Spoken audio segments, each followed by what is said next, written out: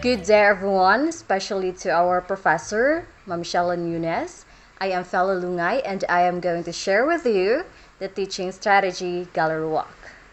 Objectives: at the end of this report, you will be able to define Gallery Walk, identify the variations of Gallery Walk, and show a desire to use Gallery Walk as a teaching and learning strategy in a real classroom setting. Here's the flow of our discussion.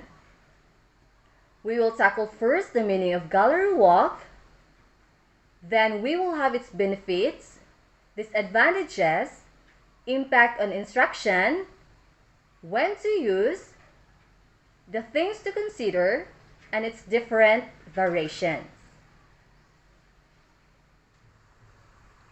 We all know that learning involves cooperation and active participation of the pupils for an effective teaching-learning process to occur.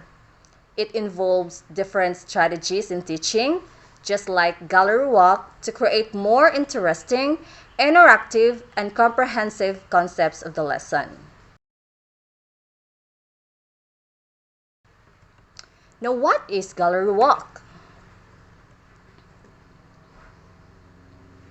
Gallery Walk is a classroom-based active learning strategy where students are encouraged to build on their knowledge about a topic or a content to promote higher order thinking, interaction, and cooperative learning.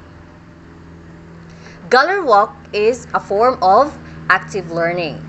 Allen and Turner have described active learning as seeking new information, organizing it in a way that is meaningful, and have the chance to explain to others. Gallery Walk allows students to be actively engaged as they walk throughout the classroom.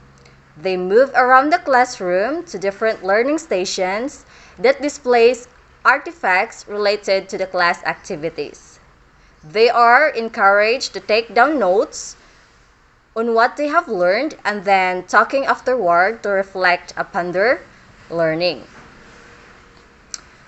According to C-Scope, a newsletter created by Texas Education Service Center Curriculum Collaborative, Gallery Walk allows students to work together in small groups to share ideas and respond to meaningful questions, scenarios, documents, problem-solving situations, and text. Students explore multiple texts and images that are placed around the classroom.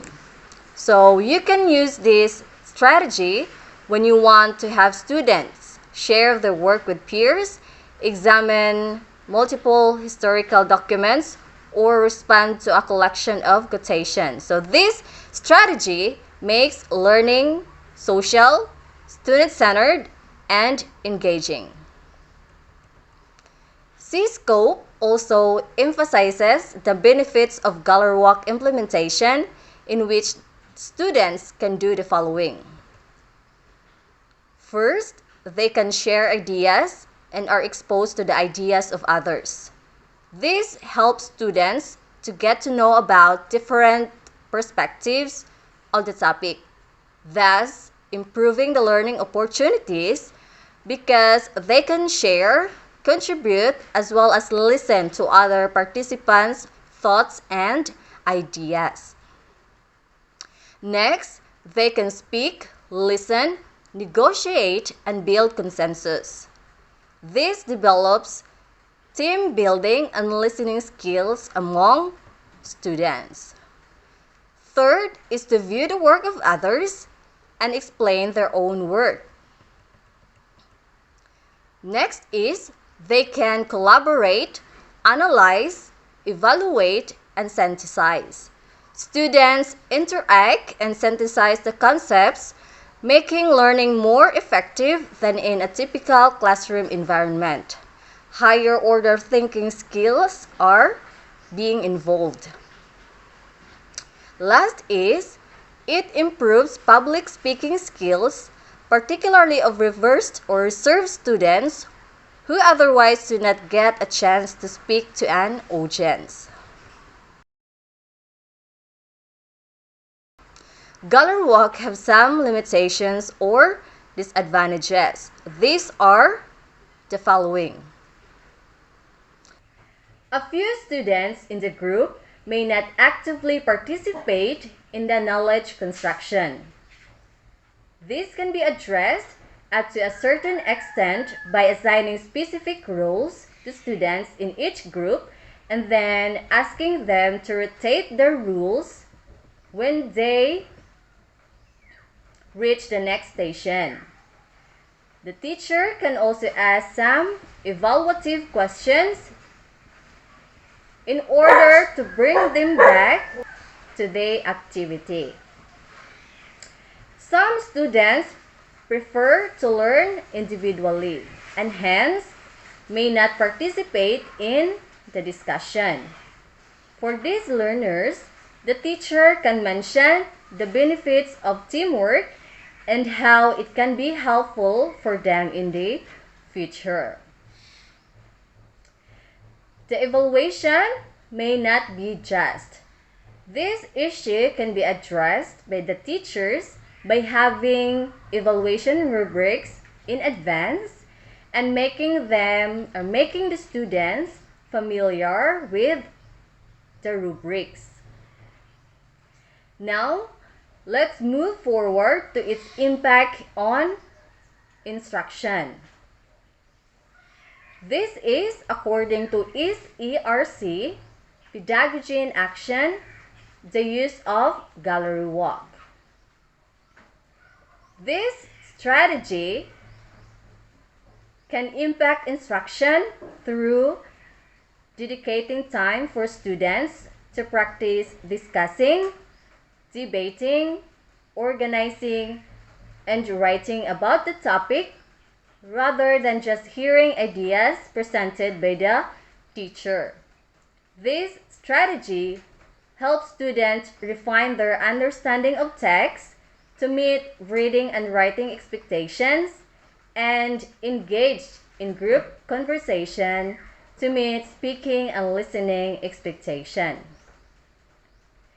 This can also impact instruction through promoting the use of higher order thinking skills such as analysis, evaluation, and synthesis, emphasizing the collaborative, constructive nature of knowledge, encouraging alternative approaches to problems because students are exposed to a variety of perspectives posted at different stations, reassuring students that their voices, ideas, and experience are valued, providing an opportunity to gauge prior knowledge, skills, and misconceptions, promoting team building, fostering debate, and encouraging consensus as students work together to accurately represent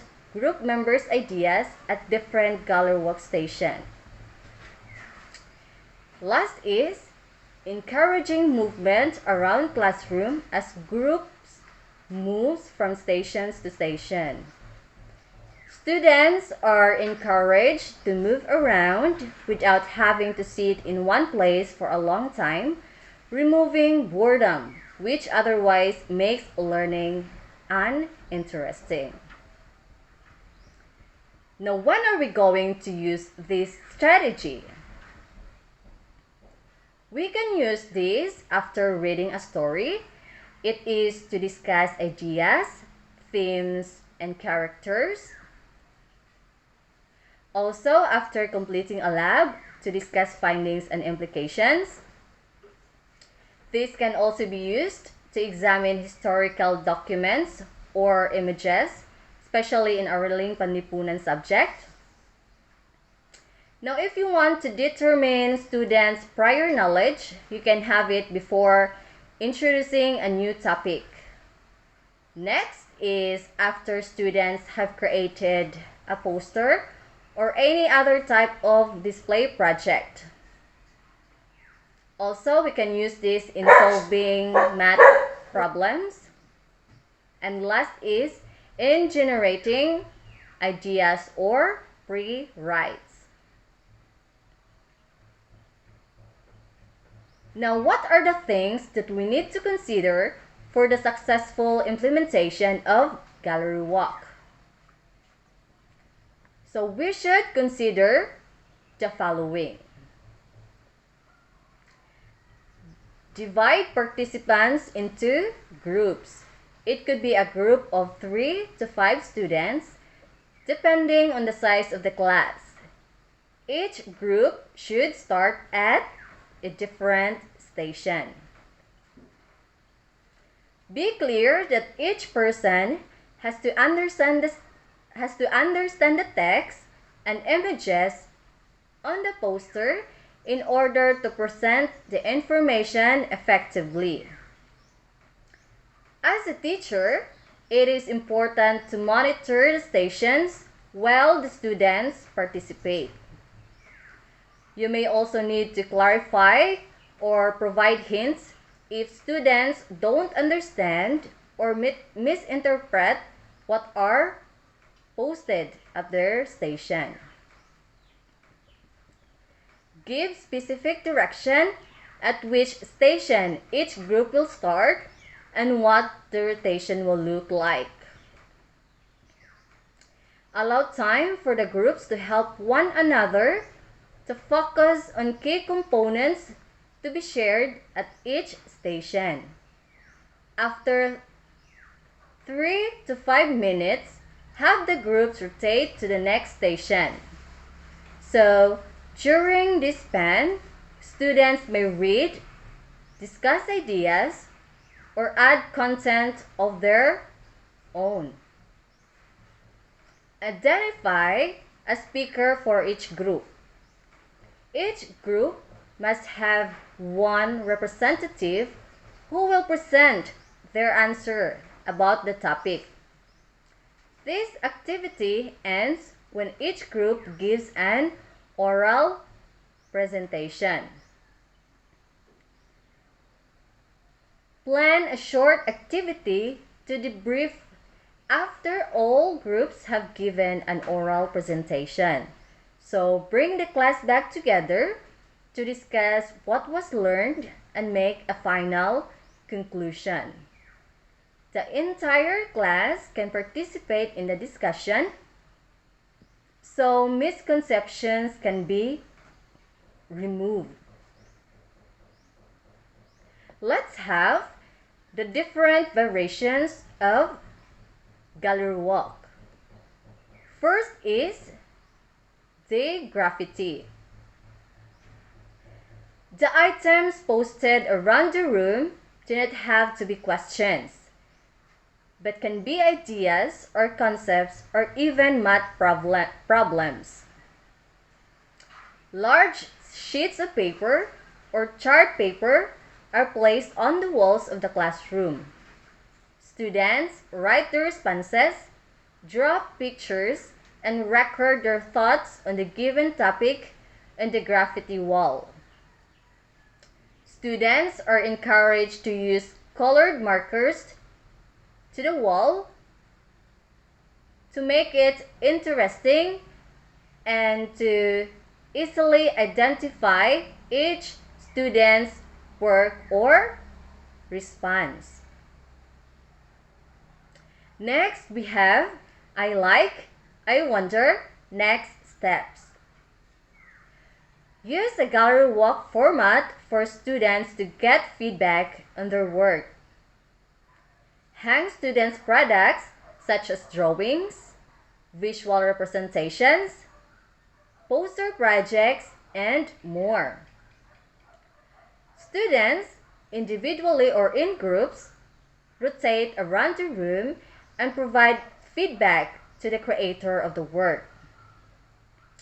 Students are required to record one thing they like about the work displayed, one thing they wonder about it, and one thing the creator could do next or improve. This can be done before the work is submitted to the teacher, so that students may use their classmates' feedback to improve their products. Last is we have the gallery run. So this is a quicker version of a gallery walk. The questions posted at each stations are lower level questions involving knowledge or comprehension. Students don't need to spend as much time discussing the questions at each station. So they rotate them through a quicker version or quicker rate. You can pose many more than 6 questions so students get much more practice. So during our action research in college, gallery walk is one of the teaching strategy that we used. We had a quicker version of gallery walk, which is the gallery run. I have here some pictures during our research. We had posted pictures and questions related to a particular topic at different stations in the classroom.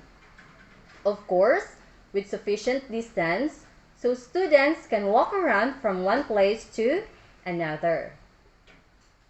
The questions posted were lower level questions involving knowledge or comprehension and was framed in a manner as to determine students' prior knowledge. So we divided the class into 3 groups. There were 4 stations. Every group was given 12 minutes to visit all the stations. So there were only 3 minutes for each group to answer what the text and pictures were all about. So, and each group had 1 representative for the oral presentation. Lastly, the student teacher had given additional information after the sharing of each group. So that will be all about gallery walk. I hope someday you will try using this strategy in the real classroom setting. Thank you for listening. God bless us all.